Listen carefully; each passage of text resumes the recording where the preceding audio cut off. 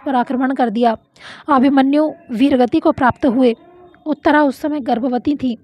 श्री कृष्णचंद्र ने उन्हें आश्वासन देकर पति के साथ सती होने से रोक लिया। हे देव, हे देव, हे त्रिभुवन के स्वामी, हे शरणागत वत्सल, मेरी रक्षा करो।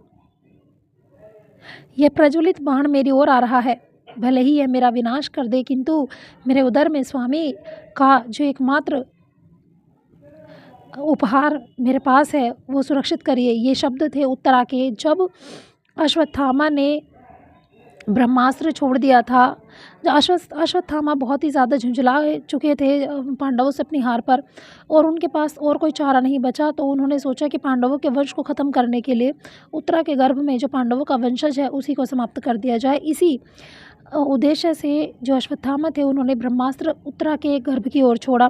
तो इस तरह से उत्तरा ने इन शब्दों के माध्यम से श्री कृष्ण से विनती करी। पांडवों से विदा लेकर श्री कृष्णचंद्र जी द्वारिका जाने के लिए रथ पर बैठने ही जा रहे थे। अंतरपुर से कातर चित्कार करती भय विहला उत्तरा उनके पैरों में आ गिरी। उसके वस्त्र अस्त व्यस्त हो गए, केश खुले हुए थे और नेत्र कातर हो रहे थे। इसी समय पांडवों ने देखा कि उनकी ओर भी 5 प्रज्वलित बाण आ रहे हैं।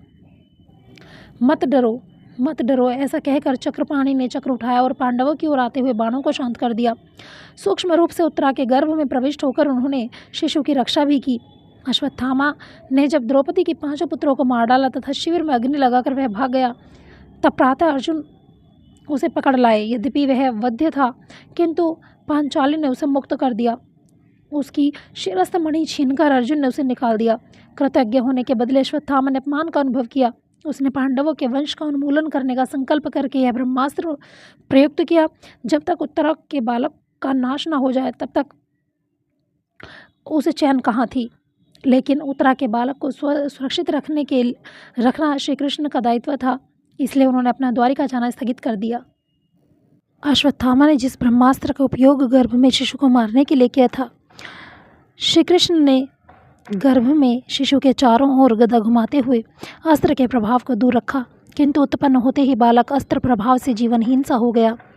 यह समाचार पाकर जनार्दन सूति का गृह की ओर चले। उन्होंने अश्वत्थामा को डांट कर कहा था, ब्राह्मणाधम, यदि तेरे ब्रह्मास्त्र से अभिमन्यु का पुत्र भी मर गया तो मैं उसे पुनर्जीवित कर दूंगा। उन्हें अपनी प्रतिज्ञा पूर्ण करनी थी। मार्ग में ही कुंती देवी मिली। उन्होंने बड़े कातर स्वरों में बालक को जीवित करने के लिए प्रार्थना की। पैरों में पड़कर उसी समय सुभद्रा ने कहा, मुझे बहन समझकर, पुत्रहीना समझकर या एक अनाथ अबला की ही